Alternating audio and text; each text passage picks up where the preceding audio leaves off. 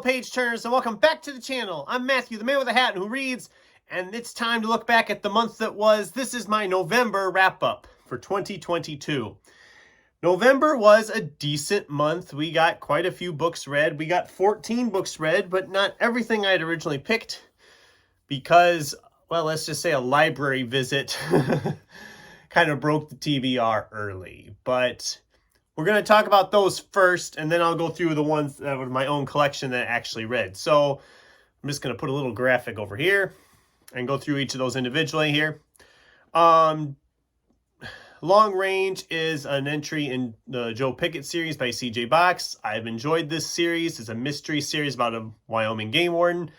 I think this is like the 20th book, I believe. There's quite a few of them, and I have enjoyed the series, and I realized I hadn't read one for a while, so I decided to get one and pick it up. They're usually pretty fast reads, so I knew it wouldn't throw me off too bad. Carrie Soto is Back is the most recent novel from Taylor Jenkins Reid. I've liked most of her novels that I've read. I haven't read them all, but mostly the later ones I've read. I thought this one was better than Malibu Rising, even though it does kind of use one of the side characters from Malibu Rising as the main character here. And it's good. I didn't love it as much as some, but I thought it was better than Malibu Rising. And it was a fun time. It was a fun one. Then there was an ebook called Hide by Kirsten White. I did a review about this. It's kind of a horror story with these young people in an abandoned amusement park, and they're slowly disappearing one by one. Actually, it's 2 by 2. But that was a lot of fun. I really had fun with that, and I did a review for that here on the channel. And then finally, Jason Mott's Hell of a Book. It gets very meta. It's about an African-American writer on a book tour, and he starts really kind of questioning his past, and there's another side. It gets really weird. It gets really, really, really weird. In a good way. I did enjoy it, but I'm not sure I understood everything it was trying to tell me. So, I don't know. It was good, but I didn't love it. So, that was the library visit. Let's move on to what else I had here. So, those were kind of sparsed out throughout the month. First one I finished for the month, though, was Michael Crichton writing as John Lang with Binary. And yes, I'm still keeping my hand on the cover just because, well, if you watch the TBR for November, you know why. But it's a questionable book, but there's nothing shown that probably can't be shown. But just to be on the safe side, I'll keep it covered. This was a fun novel. I don't think it's one I would read again. I mean, it felt like it was wrapping up, and then it kept going. Then it felt like it was wrapping up, and then it kept going. Even it's not that long, but when it feels like that, that's not a good thing. So then we have Paul Tremblay's Growing Things. This was a short story collection that was kind of a carryover from October because I didn't get it finished in October. I didn't love it. I think with Paul Tremblay's stuff that I've read, it's been mostly the novels, and he's very much a slow build writer. So this one, with it being short stories at like 20, 25 pages or whatever, there's some longer ones, but it feels like they're rushed because I'm used to his more long form, slow build stuff. Not that they're bad stories. Some of them I thought were very good stories. I mean, what was one of the standouts? Oh, The Getaway was one standout in this collection. I loved that one. A Haunted House, The Wheel Upon Which Some Are Broken. That was really bizarre, and I loved it. I just felt like I like his longer novels better. This was fine. It was fine. It wasn't awful. This, on the other hand, oh, I had a rough month at first. Okay, it started out rough, so I had some disasters here. This I did read all the way through, and at the end I was just like, I don't even care. I don't know exactly what it was I read. I mean, it was kind of apocalyptic where there was bad things happening in the world. This couple got married and got a house, but I never was actually feeling like they were a legitimate couple. It just always felt like they were kind of trying to be a couple, but they weren't. Then there was like a cat, or I guess, kind of like a cat living with them, but they weren't supposed to do anything with it. They weren't supposed to name it or anything. I'm just like, I'm so confused. If you read this and enjoyed it, this was Composite Creatures by Carolyn Hardacre, actually. I didn't say that. But if you liked this and got it, let me know, because I didn't quite get it. I just didn't quite get it. Michael Rutger's The Anomaly. It's an adventure, Indiana Jones-esque type thing with some secret cave in the Grand Canyon. I flew through it pretty quickly, but yeah, I enjoyed it for the most part. I don't think it's one I would revisit, but I thought it was fine. Andrzej Sapkowski's The Tower of Swallows, part of The Witcher.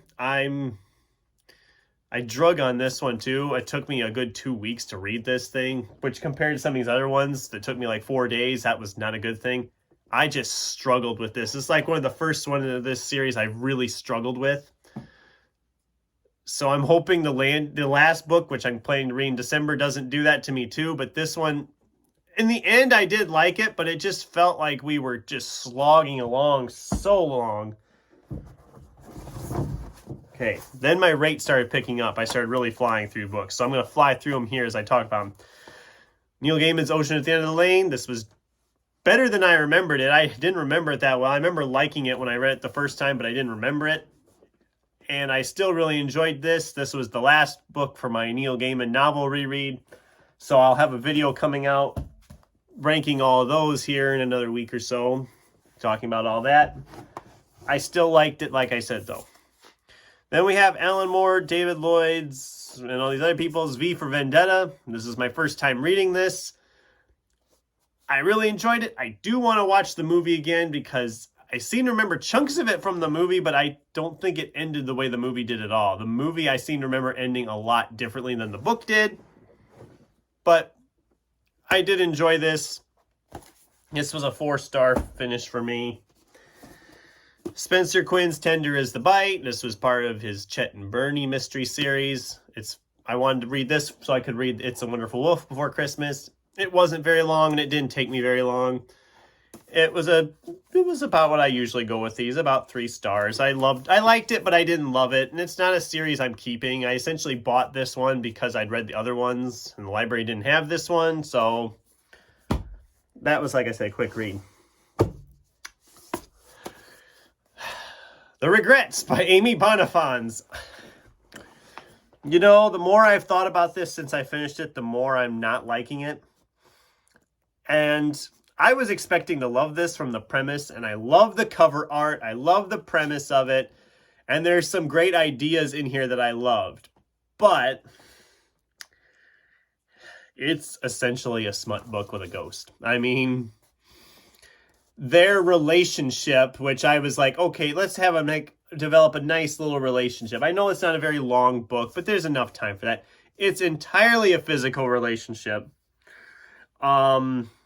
There's nothing else I can really say about that. The character of the ghost, when we start out, we feel bad for him, but then towards the end of the book, we just think he's a creep because of his decisions, his choices, and all that. And I finished it really quickly. It moved really quickly, but it just didn't do it for me in the end of the day. I gave it 4 stars when I posted it on Goodreads, but I'm tempted to go back and change it because, like I said, the more I've thought about it, I don't see myself revisiting this, and that makes me sad because I was really looking forward to this, thinking it sounded so interesting, and it just did not do it for me at all. And if you like smut and you like ghost stories and that, you'll probably love this. But for me, I'm not big on the smut thing, so it just did not work for me. And then the last book I finished in November was Daniel James Brown's The Boys in the Boat. Now, I loved this so much. I devoured it. I loved it, loved it, loved it. And I'm going to be doing a review for it here soon. And this was my best book of the month. This was 5 stars all the way around. I loved this so much. And I will get into more details about this in the review when it comes out sometime next week. Actually, no, this week. Later this week. And yes, I am working on Madeline Miller's Song of Achilles, but that was my one carryover. As you can see, I'm not very far, but I'll get this finished pretty quick. It's moving right along pretty quickly, and that'll be probably one of the first books of my December reads. So yeah, that was my November wrap-up. I am currently sitting at 125 books for the year, meaning for my goal to be achieved, I need to read 20 books in December. It's not going to happen. I know that already. With the holidays and just my typical reading pace, getting 20 books in the month has never happened for me before, so it's not going to happen now. And the goal will not be achieved of 145 books on Goodreads. But that's okay. I read a lot of good books this year and some not so good ones, but that's to be expected. So yeah, that was my wrap up for November.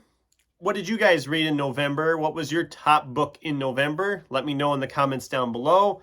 Thanks for watching, and until next time, keep turning pages.